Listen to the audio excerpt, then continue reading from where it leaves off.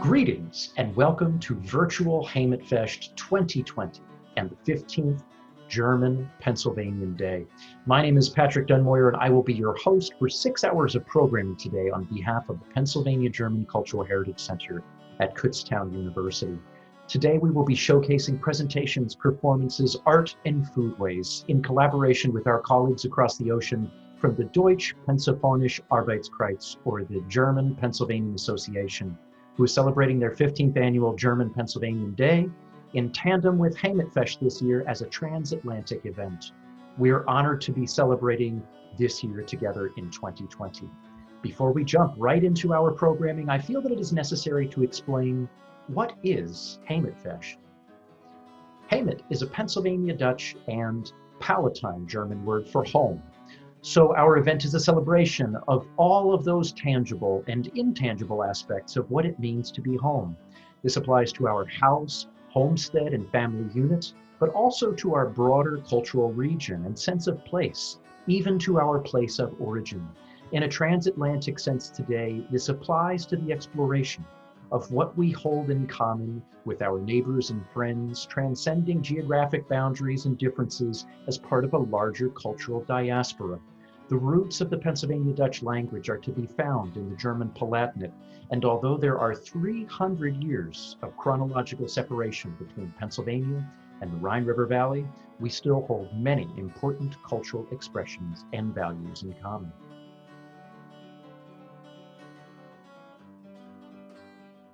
This morning, I'm delighted and honored to be offering the very first presentation for our Heemet Fescht programming for today. So for those of you in the United States who are joining us at 10 a.m., you may still be waking up a little bit, but I'm sure that all of our participants who are watching from across the ocean over in Germany and other parts of Europe, you've been up for quite some time because it's 4 o'clock in the afternoon. So welcome to everyone. Today, I'm going to be providing a special presentation on the life and works of the Barnstar painter Milton Hill. Milton Hill was perhaps one of the most influential folk artists of the 20th century in Berks County, Pennsylvania. The effects of his work are still being experienced and felt in the present day, and his role in shaping our northern Berks County landscape is unparalleled by any other artist. This morning, I'm presenting Painter of the Stars, the life and work of Milton J. Hill. This, of course, is happening in tandem with an upcoming publication that we were sponsoring through the annual publication series of the Pennsylvania German Cultural Heritage Center at Kutztown University, a collaboration between myself and Lee S. Hefner, grandson of Milton Hill, who is co-author of this book. We're just getting ready to send this off to the printers, and so we're delighted to be able to announce that this should be available within the next month or so for sale at the Heritage Center. While many of us are familiar with the very important role that our decorated barns play within our local landscape here in Berks County and the broader southeastern Pennsylvania communities, few of us are aware of precisely which artists provided the artistry that we are seeing in these local barns. And in Windsor Township and Perry Township, Berks County, the presence of Milton Hill's art is unmistakable. This classic view of a Windsor Township farmstead right on the line with Perry Township is one of many examples of Milton Hill's artistry that has stood the test of time. It has been repainted and painted many times since it was originally painted by Milton sometime in the 1940s. And this particular farmstead is a prime example of the classic farmstead complex that we see all throughout Berks County. The stars shine forth from the surface of the siding, capturing our attention as we travel through the rolling hills of southeastern Pennsylvania, and especially this part of Berks County. The artist Milton Hill's work is unmistakable. It is perhaps the most complex work that you will find on any local barns throughout southeastern Pennsylvania. His use of color gradients and bold geometric forms sets his work apart from other artists of his time and has really set the stage for many of the modern interpretations that we see of barn stars and hex signs in the present day. The artist Milton Hill is also credited not only with beautiful work, but also being one of the primary forces, if not the primary force, of launching the development and evolution of the barn star tradition from its original location on the front of the barn to commercial signboard that can be separate from a structure, that can be brought into the home, that can be put outside in a wide variety of different locations, that can be admired by visitors to our area and even taken home to other parts of the United States and other parts of the world. It is Milton Hill who is credited with this transition of taking the original artistry of the barn and transforming it as something that could be separated from the farm structure and integrated into many different aspects of life. And of course, introduced to new audiences at cultural celebrations. Here we can see an image of Milton Hill painting his barn in Virginville, as well as a view of him in his own home studio, painting on 4-foot masonite discs that were ideally suited for his work. Milton Hill, throughout his entire life, referred to his art as stars. He was a speaker of Pennsylvania Dutch language. It was his native language. And throughout his life, he used the word stars and barn stars as an echo of this Pennsylvania Dutch term that was so predominant in Berks County, Stana, or Shaya Stana. Stana simply meaning stars and Shaya Stana meaning barn stars. Milton Hill's use of bilingual idioms in this case was so important to informing how he viewed the artistry that he created. He thought of his designs as being stars, as being celestial in their orientation, as being geometric abstract forms that could take limitless possibilities as far as his imagination could lead him. He resisted the term hex sign because, of course, to him, this was a newfangled term.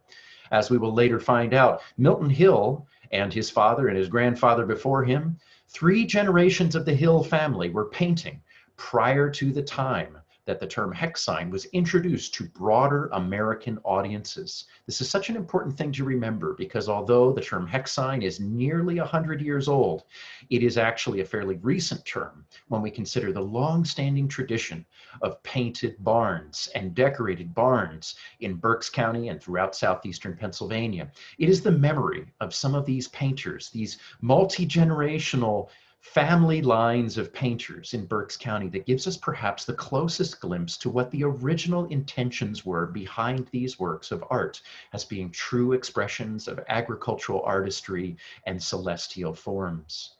When we gaze upon these designs, sometimes it is hard to tell if what we were looking at is celestial or perhaps terrestrial in its geometry.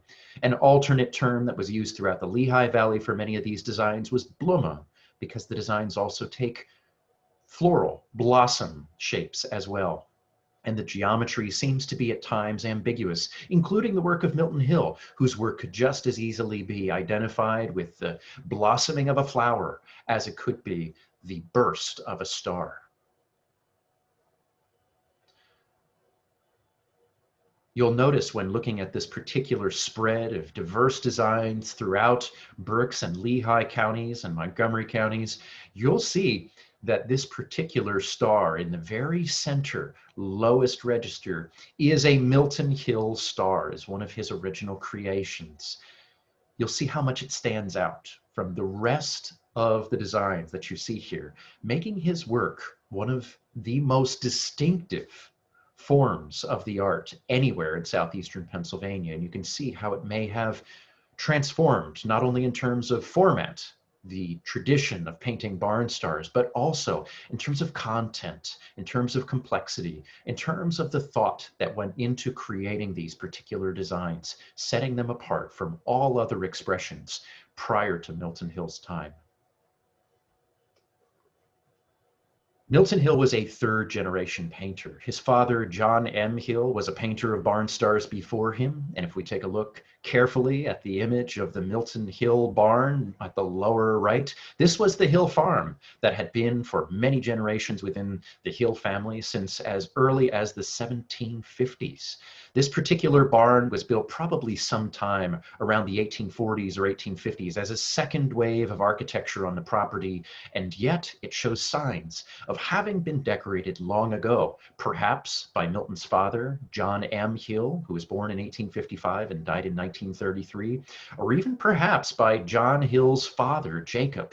Jacob was known to have been a painter of barns and houses and also stars, making Milton Hill the third generation to descend from this line of artistry. Milton Hill began his experience working with star geometry and traditional painting before he ever left the one-room schoolhouse. Milton Hill had only a sixth grade education, but it is clear from his art and many of his interests that he was a person who was extremely thoughtful and someone who spent a lot of time cultivating his mind through the use of abstract geometric and mathematical forms. He was drawn to this kind of work even at a young age. While he was still at the one-room schoolhouse in Virginville, being taught by Jeremiah Adam, his school teacher, Milton expressed an interest in art.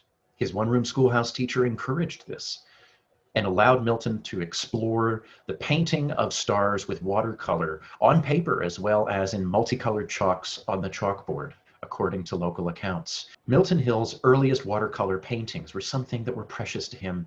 He would carry them with him throughout his career in his toolbox, occasionally unfolding them and showing them to others who would inquire about the origins of his interest in art.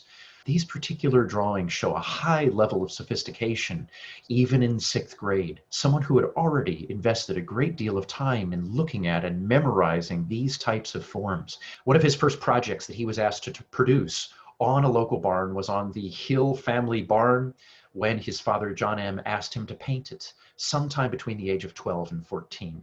What we do know is that at that point in time, he had already been well familiar with these geometric forms. It is very likely that although we don't know all the details of this very first job, that he probably repainted the whole barn as well as the stars on the barn. The stars on this barn, if you look very carefully at the old black and white photograph, you can see that they are 7-pointed stars. And these 7-pointed stars are something that Milton would later use in his career, painting a wide variety of different geometric forms on commercial signboard. And in fact, this 7-pointed star is actually still visible on a local barn along Virginville Road.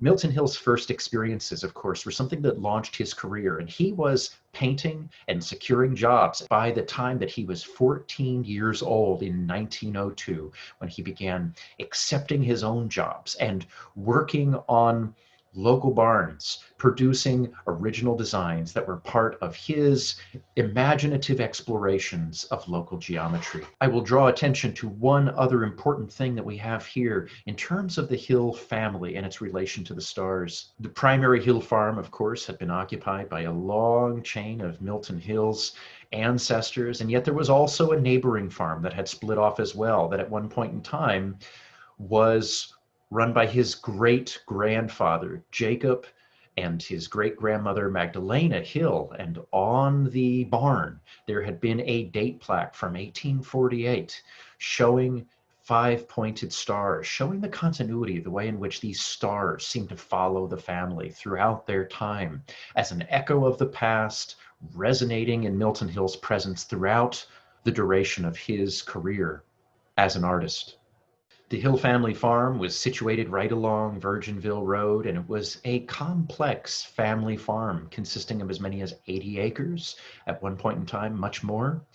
It consisted of a barn and a farmhouse, a corn crib, a silo, a pig house, 2 different poultry houses, both of which were later converted to workshops for Milton Hill. There was a primary hen house that he used for his studio, and then a very small little house that he also used for cutting out his commercial signboard that he would paint on later on. And of course, one remained a chicken house throughout the duration of the operation of the family farm. His wife, Gertrude, was the primary operator of the farm. She was the brains behind the dairy. She was the one who organized all of the different aspects of the farm structure and farm work, soliciting work from her sons and grandsons, her neighbors, and the whole extended family when the time came for harvest, for haymaking, for loading the silo. Many different aspects of life on the Hill family farm were cooperative. And in the very center of these circles of cooperation stood Gertrude D. Strasser Hill, who was the operator of this farm and the matriarch of the family. Gertrude married Milton in 1910, and they were married for 62 years.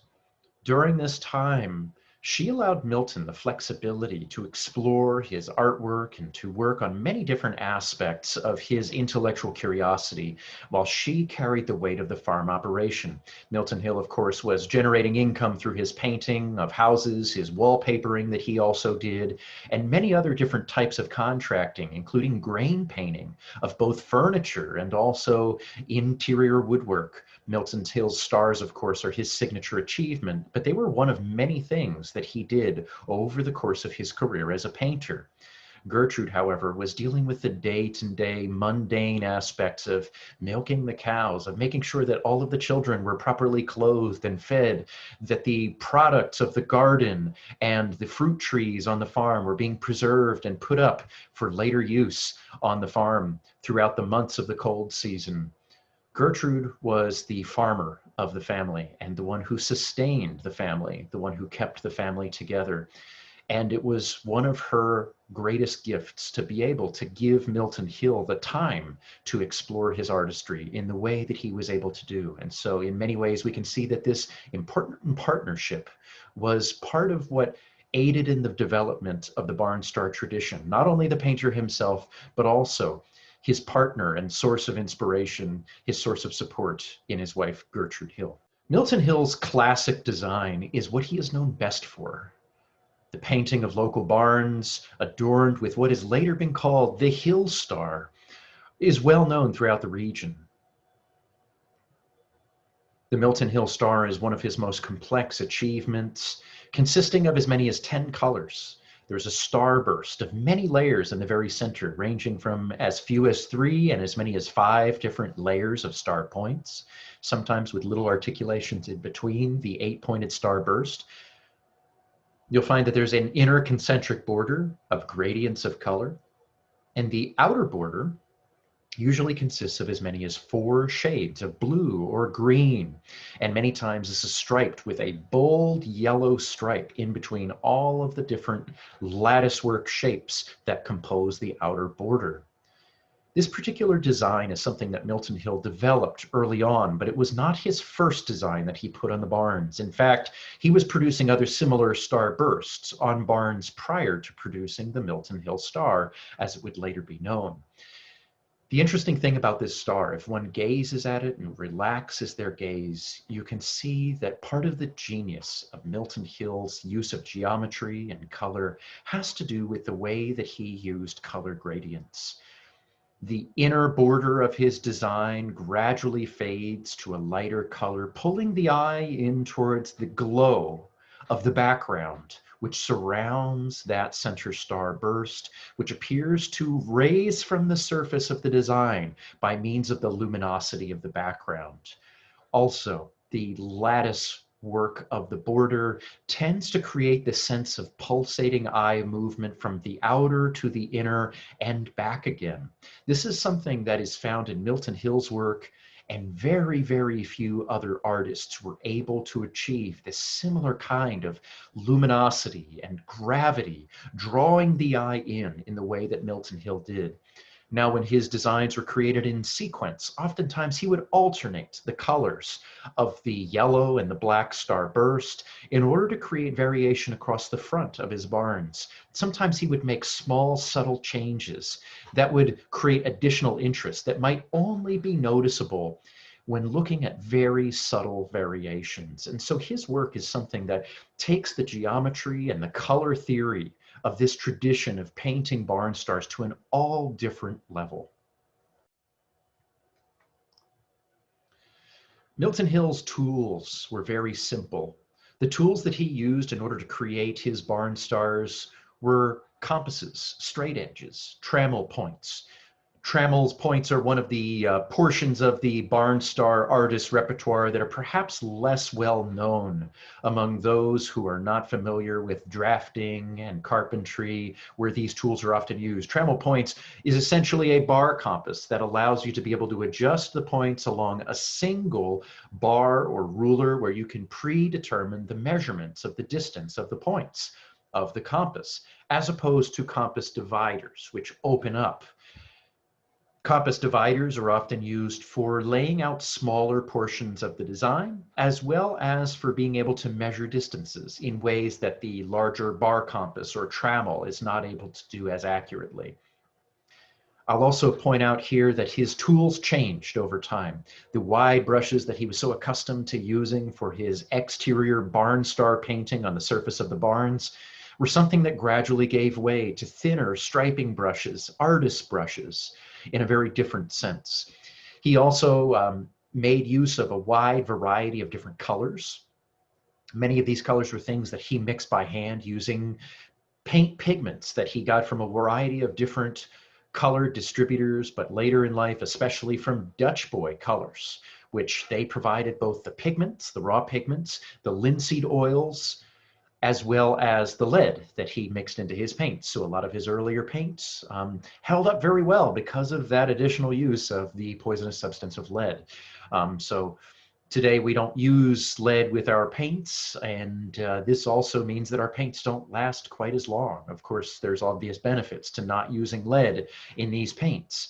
And Milton Hill also made use of patterns as well, like this heart-shaped pattern that was later, of course, saved and preserved as a memento by his daughter, Esther Durr, who was also later one of his companions in painting. She helped him in her later career and also preserved many of his brushes and other aspects of his painting equipment, which she later used, assisting him in the latter portion of his career as the unsung artist in the family. One of the other aspects of Milton Hill's work that is often easily overlooked is the fact that his work readily produced a strong form of differential solar weathering on the fronts of local barns. This allowed Milton very easily to repaint his work from year to year due to the fact that he scribed his designs in with a compass, and due to the layering of colors, we found that the sun would actually cause his designs to weather in very bold ways into the surface of the siding. His backgrounds, usually composed of white lead mixed with linseed oil, would gradually start to recede as the sun's rays would penetrate that white lead and gradually start to degrade the wood. Over time, what would happen is those areas would recede, and the other portions of his designs, which were typically embellished with layers of color, such as his star points, these would appear to be raised off the surface. In fact, they were just protected by various layers of paint. Over time, this produced bold weathering patterns that later artists, such as Johnny Claypool from Lenhartsville, would refer to as a ghost, because what would happen is these particular weathering patterns would be visible, sometimes by the naked eye, and sometimes only when up close would these actually emerge from the surface of the siding. And folks would be aware that there's something up there. Even after the designs were long painted over, these could serve as guides and as templates for future generations of artists. And this is something that we believe Milton Hill was aware of and something he was actively using. In his time as a painter, he had about a 50-year span of painting on barns. And this is such an important thing to realize that he was able to witness over a long period of time the effect of the elements on his paintings as an interaction, not only between the artist and the surface of the siding, but also between the passage of time and the effects of the elements on his painting. Here we can see two examples from a property just outside of Windsor Castle, and notably, perhaps one of his earliest painting jobs, among his earliest, within the first decade of his painting. Here you can see a complex starburst on the left that is fully painted and restored recently at the Pennsylvania German Cultural Heritage Center from a design that had been cut off the surface of the barn. If you look at the right, however, you can see another one of the designs that was on this property, an extremely complex design consisting of 32 star points in various layers receding towards this complex starburst in the center. This was on the wagon shed of the property in Windsor Castle, and we have not repainted it or restored it at the Heritage Center due to the fact that the sheer complexity of this particular design is so striking, especially with the use of a raking light when it's put on display. Both of these designs show elements of his weathering and his thoughtfulness within his early portion of his career in creating a wide variety of different types of geometry. These are excellent examples of the interaction between the artist and the elements. Some of Milton Hill's earliest designs were recorded in photography circa 1910 and shortly there before by the photographer Wallace A. Dietrich from Kutztown. A number of really fascinating views of Milton Hill's early work were captured by Dietrich in the local landscape, especially in the area around Mosclem.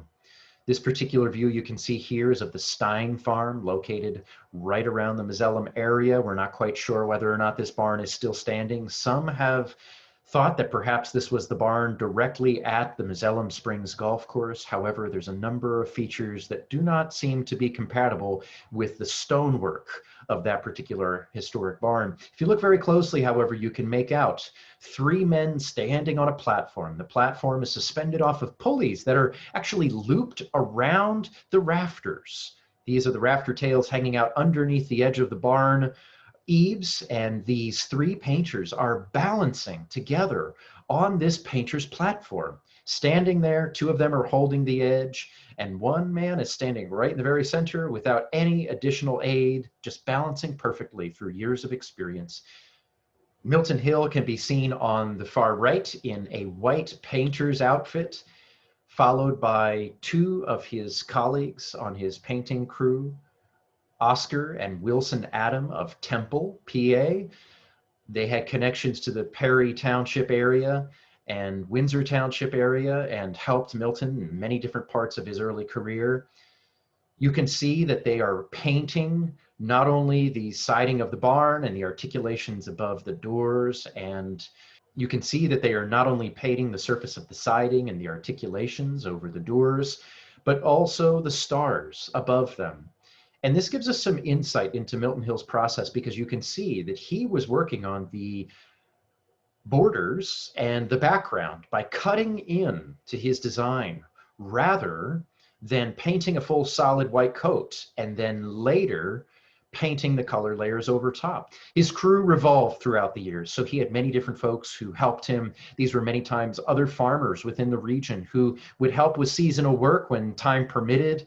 Other times these were folks who maybe were young men who had some additional time on their hands and would assist Milton for particular jobs, sometimes only for a handful of jobs. But he was also known as a master painter who trained apprentices. Some of those apprentices went on to be folks such as Harry Adam of Edinburgh, who became a barn-star painter in his own right. And you'll find that Milton Hill's influence as a master painter and mentor of many of these other local painters is something that resounded within the local community. One of the earliest barns that Milton Hill painted, sometime likely around 1912, is on the Smith barn, today the Roush barn, located in Perry Township. This particular barn is known to be one of Milton Hill's earliest examples of the Milton Hill star proper. And if you take a look at this barn, you can see that it was repainted at some point in time with some green as well as blue in the background. It was painted by Donald L. Smith, who was the grandson of the Smith family patriarch who bought the farm in 1912, and the farm was photographed around that time as well. This photograph that still is found in the present day in the family of the owners of this farm shows the farm and barn enhanced with color. This particular photograph is probably not by Wallace Dietrich, but by another rural photographer who is yet unnamed. And these are among the earliest documented pieces of Milton Hill's art. Milton Hill's painting crew evolved over the years and incorporated especially his sons. This particular image shows his son-in-law, Stanley O. Hefner, his second oldest, Jacob W. Hill, and his youngest son, Milton D. Hill. You can see them in descending order from height, as three of his constant helpers throughout his life, and folks who were going to be helping him, especially before they went off to find careers in other areas. Milton Hill's sons appear in and throughout his story, and especially one who is not pictured in this particular crew, and that is his eldest son, John L. Hill, who became a master carpenter as well as a painter, who is known not only for painting barn stars, but also especially for livestock murals that are found all throughout the Virginville area. John L. Hill's career was cut short. He passed away in the summer of 1963 in an automobile accident, and he was really in many ways thought of as the inheritor of his father's painting genius. In fact, Milton referred to his son John L. as the artist in the family. Milton was very humble, of course, but what he was referring to here was the fact that his son John L. was dealing with pictorial elements. He was dealing with farmscape images of cattle and livestock. And he really thought of what his son was doing as being art, whereas Milton Hill thought about what he was doing as perhaps being something different. This kind of largely unassuming approach was part of what set Milton Hill apart from other barn star artists. He was not known for his own self-promotion. He was a person who took a great level of joy in contemplating his work, and he was delighted when other people found it interesting, and yet he was still a person who was humble about his approach to his art. Milton Hill's career fundamentally changed with the founding of the Kutztown Folk Festival in 1950 by a trio of scholars who were original Pennsylvania Dutch natives of southeastern and central Pennsylvania, including Alfred L. Shoemaker of Sagersville, Lehigh County, Dr. Don Yoder, originally from Altoona, but who spent significant portions of his early childhood and young adulthood in the Higgins Valley of Schuylkill County, as well as J. William Fry from York County. This festival was founded on the idea of putting an entire culture on display, not merely focusing on folk culture in terms of music and performance and pageantry, but focusing on the arts, focusing on foodways, focusing on agriculture and all the myriad ways that the culture expresses itself in daily life.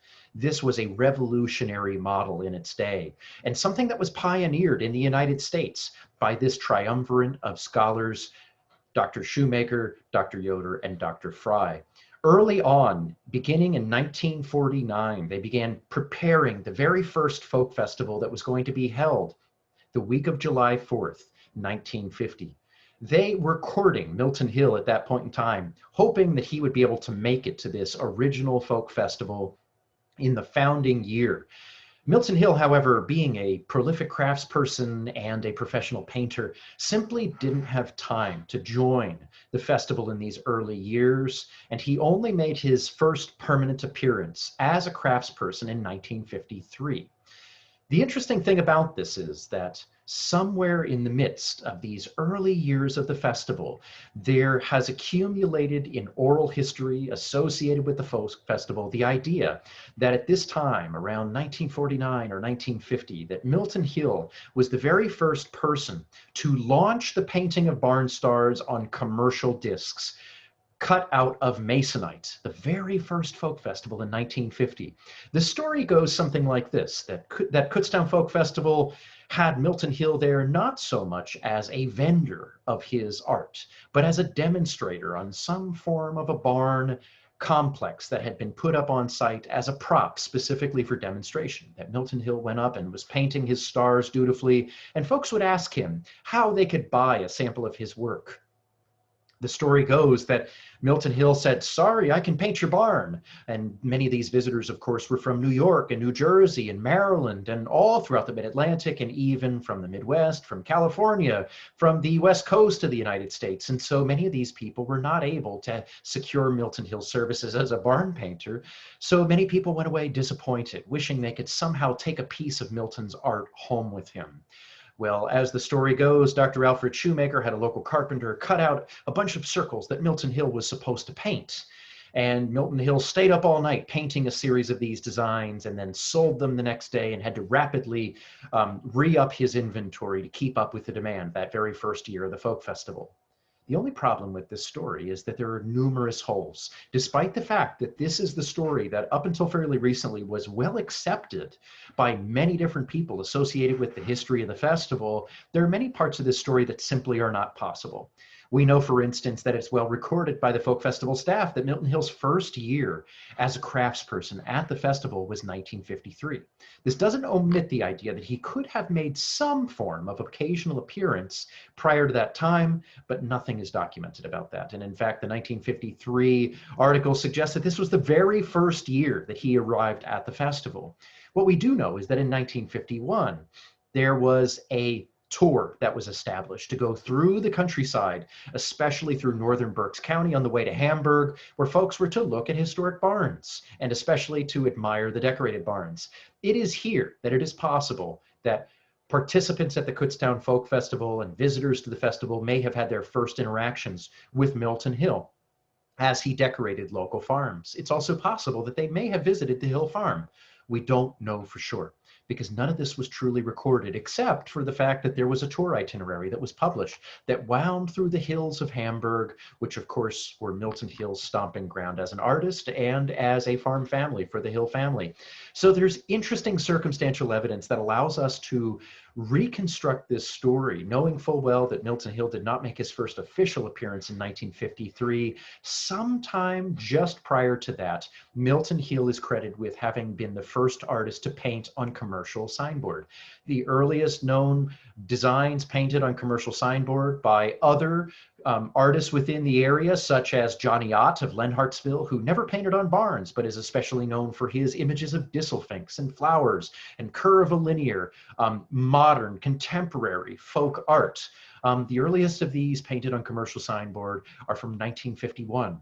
And so we know it's possible that Milton Hill may have preceded Johnny Ott and started these sometime around 1949, 1950, but we do not know for sure. What we do know that in 1953, Milton Hill and Johnny Ott both appeared at the Kutztown Folk Festival promoting two very different ideas of what hex signs are. Again, Milton Hill did not like the term hex sign and all that went with it. The word hex in Pennsylvania Dutch implies a curse or a witch, and so many people suspected that these early artists were, of course, somehow or other either protecting the barn from witchcraft or engaging in other occult practices. And we know for a fact that Milton Hill was doing nothing of the sort. These ideas, in fact, became firmly entrenched starting in 1924 when a travel writer by the name of Reverend Wallace Nutting from Massachusetts visited Berks County, Pennsylvania, and proceeded to assign supernatural meanings to the barn stars. This was already 22 years after Milton Hill had already started his career in 1902. Although local people such as Milton Hill dismissed these kinds of accounts as being the fantasies of outsiders, this particular book, by means of national audiences, became widely popular throughout the United States and influenced generations of tourists who were eager to come to Berks County, Pennsylvania, specifically to see evidence of so-called superstition publicly displayed in rural neighborhoods. Milton was very familiar with stories of the supernatural, and he probably could have told a good one or two if people had really asked him. Instead, many people were dismissive of Milton Hill because he said that his artwork had nothing whatsoever to do with the supernatural. Nevertheless, this idea of the hex sign is something that was really promoted by the tourist industry starting in the 1920s. And this was something that Milton Hill's colleague at the Kutztown Folk Festival, Johnny Ott, really seized upon this mythology and developed a contemporary art form. He developed the modern understanding of the hex sign as being very specific designs that all have very specific meanings concerning love and romance, fertility and good weather and all sorts of different things. And Johnny Ott really built upon classic folk art images that had kind of a, what shall I say, a no-nonsense approach to symbolism. Johnny Ott would later kind of recant some of these suppositions that he made in the 1960s, right around 1964, shortly before the year that he died. He said to local interviewers from the morning call that there was no magic in his work, that it was simply mind over matter. If folks believed that his work was going to help them, then it would. But he said he specifically had nothing whatsoever to do with the folk cultural practices of healing among the Pennsylvania Dutch. People would go to him and assume that he was some form of a mystical healer. And Johnny Ott would tell them, go find yourself a doctor or a priest, which was not going to be a popular idea among many Pennsylvania Dutch portions of the community, because Johnny Ott was Catholic, and this is another part of his career that was perhaps causing him to be a bit of an outlier in many respects. Milton Hill, on the other hand, was part of the mainstream barn painting tradition. Remember that Johnny Ott never actually painted on a barn, but Milton Hill had a long-standing career of nearly 50 years prior to the Kutztown Folk Festival of painting on barns. So this is a really important thing to note, the way in which you can see 3 generations of craftspeople in the Hill family telling a very different story than the tourist versions of the story that were espoused by artists like Johnny Ott around the time of the Kutztown Folk Festival. Nevertheless, the Kutztown Folk Festival highlighted Milton Hill as being a bearer of tradition, really jump-starting his career and allowing him to bud in ways that otherwise, as an artist, he would have been recognized within a given geographical area, as opposed to what later became national attention through the Kutztown Folk Festival, being aired, for instance, on national evening TV, on the NBC network, as well as appearing later in the New York Times. Here you can see an image from circa 1955 showing Milton Hill painting on a barn at the Kutztown Folk Festival. This was not a true barn, but really more like a theatrical prop that was put up temporarily to allow him to have a surface to paint on. His family recalls him doing this, but no one is really sure precisely when he started doing this. So the circumstantial evidence of that original story of Milton Hill having painted on barns and having launched the idea of the commercial discs at the Kutztown Folk Festival may be stretching the truth. But we do know that Milton Hill is credited with having been the first person to have painted on commercial signboard, and he did also demonstrate on some form of a barn surface at the Kutztown Folk Festival. And this image from 1955 shows exactly that. Milton Hill's work at the Kutztown Folk Festival coincided with his retirement from painting on barns proper. Milton Hill, up until that point in time, had basically been winding down his career painting on barns and was focusing almost exclusively on painting on the commercial signboard. And this allowed him a flexibility with his work to begin exploring color gradients, not only in his borders, but also in the successive star points of his starburst patterns, like the one you can see on the upper left. He also experimented with many different types of borders. The use of blended color gradients, taking the color from its bold, right out of the can, solid color, buffed to an almost transparent glaze. You'll also find that many of these early stars experimented with forms of geometry that were never really found on barns, but are something he exclusively did on his commercial signs. Here you can see a nice example of him set against a backdrop of his work. Milton Hill produced most of his work, however, not really just at the Kutztown Folk Festival, but through a robust practice of contemplative painting that he did at home in his studio. He had one of the hen houses on his property converted into a studio. He put a wood stove in it that you can see here on the lower right, a piece from the Reading Stoveworks from the 1860s. You can see that he set up a table that he was using as his primary painting surface, and he was able to display a wide variety of his signs within the confines of his own studio, so that when people from out of town, visitors, would come out to visit him in his studio, they could take a look at his work and even buy a piece. There's also later on a sign that was painted by a friend of his from Hamburg by the name of Ethel Smith. She was a folk art painter as well, and she painted a sign that was advertising Milton Hill's wares. It said, Milton J. Hill, creator of authentic barn symbols. And this was proudly displayed on the corn crib of the Hill farm facing the road, so that people who wanted to come out and buy a piece of Milton Hill's work, all they had to do was look for that sign. Milton Hill really appreciated this sign, but he remained skeptical of this word symbol. To him, Symbols were something that held some form of complex meaning that could be explained verbally, that could be something that could be internalized, that could be reflected upon. He really felt as though his work was outside of the realm of symbolic. He really thought of it more in abstract, geometric terms.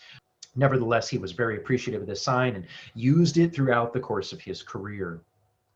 Explained his signs was by taking them outside and putting them along an edge of snow fence that went between his studio and another part of the farm, the pig house. And he would set up his signs so that they could be photographed and admired. Many times when there were visits from the press or from photographers, taking samples of photographs for the Pennsylvania Folklife Society's Kutztown Folk Festival, he was able to take these stars and put them out by the snow fence, and often over and over he would arrange them for people to see and then take them back inside of his studio. And this is something that was captured in some local footage taken by his son-in-law, Harold J. Durr. Harold was the husband of Milton and Gertrude's youngest daughter, Esther, and they lived right across the street from the Hill Farm later on. And Harold got a Super 8 camera that he produced many lovely images of all of the happenings in the Hill family and the extended family, both on the property and off the property, at vacation spots. And among those beautiful shots that Harold was able to capture are some images of his father-in-law carefully arranging his work. And I'd like to show you some of these clips of Milton Hill's artistry. Here you can see Milton Hill walking these stars out to the garden fence along the edge of his wife Gertrude's immaculate kitchen garden, not only growing vegetables, but also flowers. Milton is lining these up along the edge of the garden for folks to admire, carefully taking them out. You can see a wide range of different designs that he would have been referring to as classic Hill star patterns, but that were enhanced with new levels of detail, from antiquing effects that he would apply to color areas in the borders to create these speckled gradients. You'll see a wide range of different things. And of course, you get a chance to see the artist. You can see his energetic gait. These were taken in the 60s when he was in his 70s, and this is, you can see how spry and how energetic he was well into his later life and career, and the way in which he was going to be showing these pieces as a glimpse into the inner world of the artist, showing it on the exterior. Milton's work also received national attention because one of his somewhat unusual designs, a 12-pointed rosette with a 6-pointed rosette in the center, was given to Vice Presidential candidate Hubert Humphrey, who went on to become Vice President of the United States under Lyndon Johnson.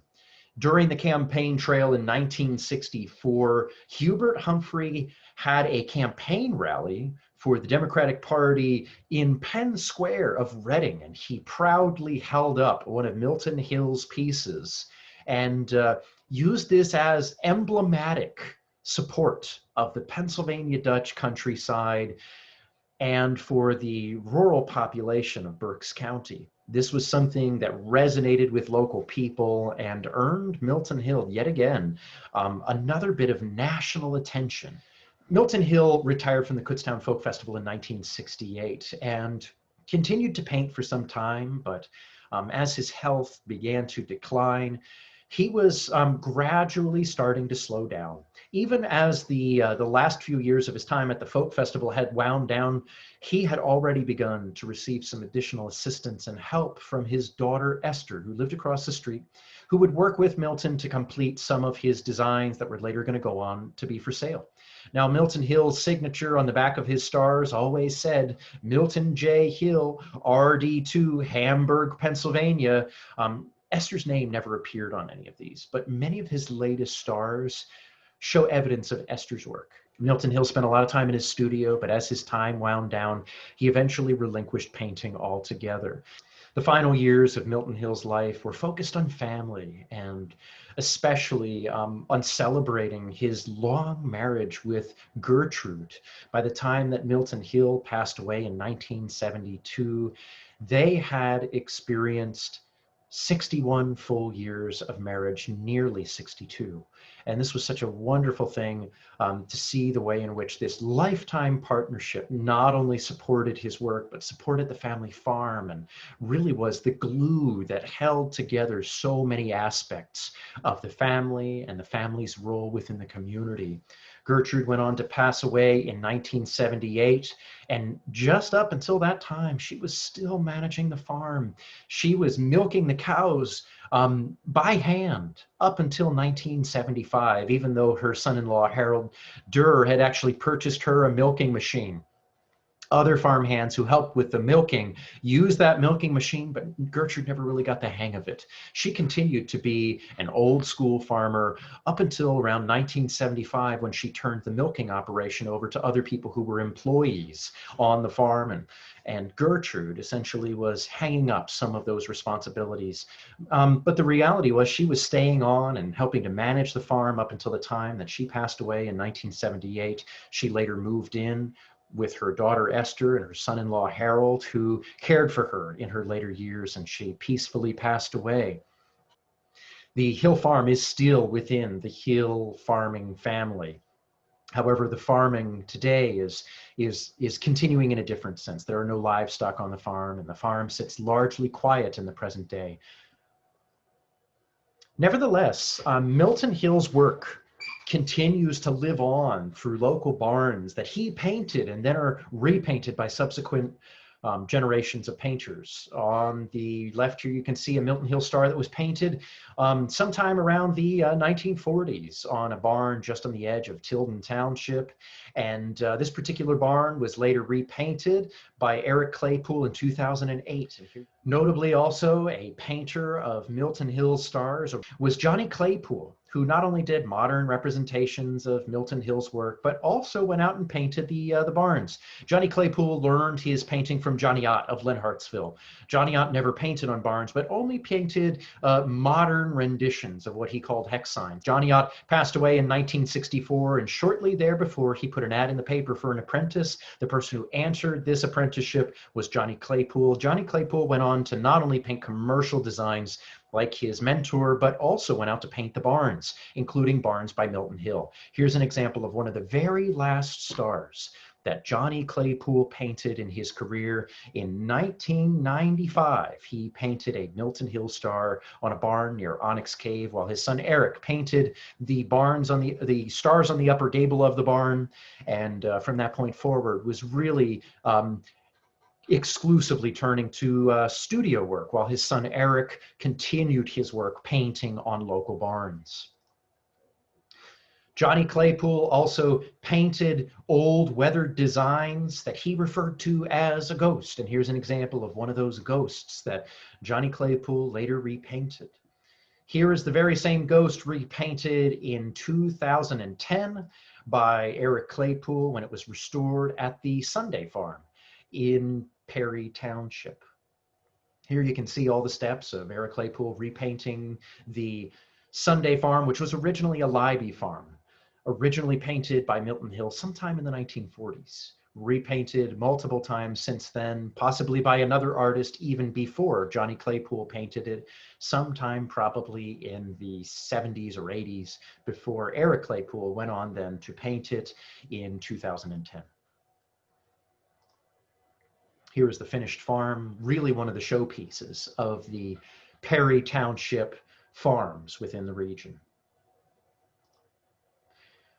Another local barn, a Greenwich Township barn, recently was repainted with stars that were actually echoes of the earliest design that Milton Hill painted in the one-room schoolhouse in 1899. This barn was painted by Eric Claypool and two helpers, including myself and Joanna Blessing, who was also at the time an intern at the Pennsylvania German Cultural Heritage Center at Kutztown University and a graduate of the university. You can see Eric on the right on the ladder As the supervisor of this particular job, having done all the layout of the designs carefully to match the original work of Milton Hill in his very earliest years. This is visible along 143 as you're driving north out of Lenhartsville towards Kempton. We also continue some of the work of Milton Hill at the Kutztown Folk Festival with a painting demonstration. In the spirit of Milton Hill, we set up a structure that we get up on ladders and do the painting far above the heads of visitors at the festival who are on the ground admiring the work as it's being done. These designs are later taken off of the structure and auctioned off at the quilt auction at the end of the week of each festival week. And usually we at least feature one Milton Hill star, if not two, at the festival throughout the week. And here are some examples of some of the Milton Hill influenced designs that we produced throughout the festival since we started doing this work in 2016 and continued to do it through 2019. 2020, the festival was virtual, and we did a virtual form of this particular activity for the Kutztown Folk Festival this year. And so the spirit of Milton Hill continues to live on. One of the final thoughts I'd like to leave you with is a quote from St. John Chrysostom, who said that those that we love and lose are no longer where they once were. They are now everywhere that we are.